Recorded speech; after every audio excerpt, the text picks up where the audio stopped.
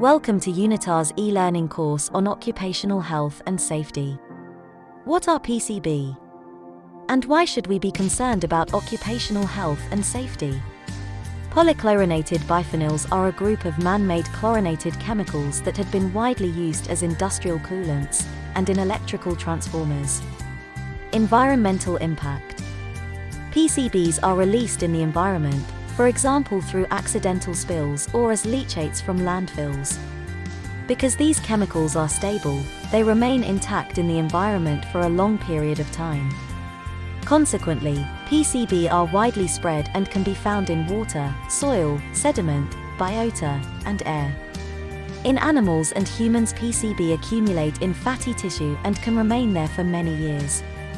Even though production of PCB was stopped since the 1980s, and efforts like the Stockholm Convention have been made to reduce or eliminate releases of PCBs, scientists still detected PCBs in the environment due to their persistence. PCB toxicity and health effects. PCB are extremely toxic to both humans and wildlife. They are classified as carcinogens, which means they have the potential to cause cancer. And even at low exposure they can cause serious adverse health effects, for example reproductive and developmental problems, damage to the immune system and interference with hormones.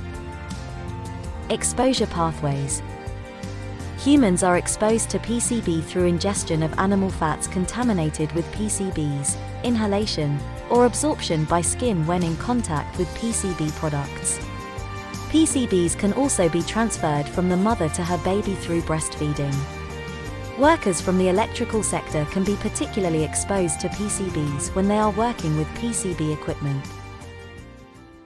The Stockholm Convention's recommendations.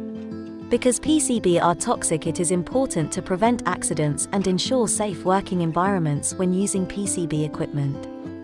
Therefore, parties of the Stockholm Convention should apply some general measures for security and accident prevention. The Convention states the following: use PCB only in intact and non-leaking equipment and only in areas where the risk from environmental release can be minimized and quickly remediated.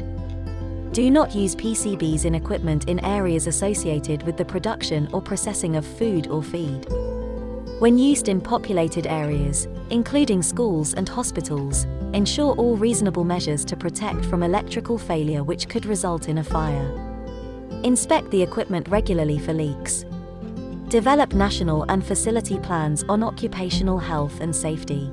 The recommendations of the Stockholm Convention should be integrated as part of national safety recommendations as well as occupational health and safety plans for PCB, with the overall goal to prevent accidents and to protect the workers' health.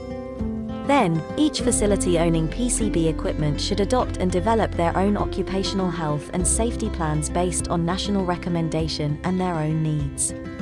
These plans should include, for instance, safety procedures, requirements for personal protective equipment, recommendations for safe infrastructure, and training to inform about PCB. Now we would like to elaborate more on these measures.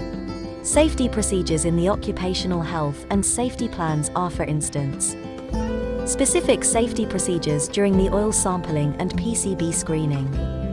Safety procedures during the transportation of PCBs, including overseas or ground transportation. Safety routines for maintenance of PCB equipment. Specific procedures for import of dielectric fluids that potentially contain PCBs. Medical surveillance of the workers before, during, and after their participation in the PCB management, also when they were involved in accidents.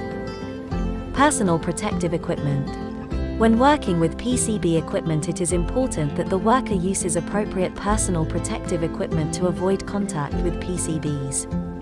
The minimum requirements of protective clothing are appropriate gloves, mask, overall, and robust boots. In occupational health and safety plans, PPE procedure should be established, detailing when and which equipment should be used.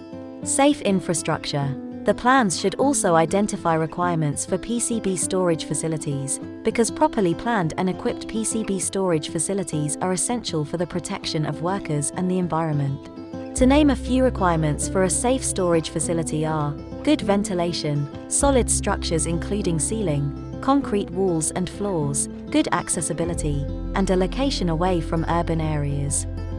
Another important infrastructure are safe transport procedures using adequate containers, vehicles, and labeling.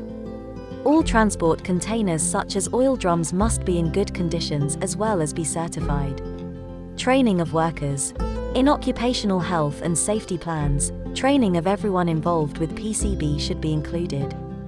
It is suggested that all workers must have at least one training session before starting to work with PCB equipment. This training should be routinely repeated, for example, once per year. Simulation training for emergency situations should also be provided for all workers. Finally, it is important that national recommendations and occupational health and safety plans consider the whole life cycle of the PCB. From the use of the PCB equipment, transportation, storage, handling and maintenance until the treatment and final disposition of the PCB waste. To know more details, we invite you to see information provided on our website. Stay safe.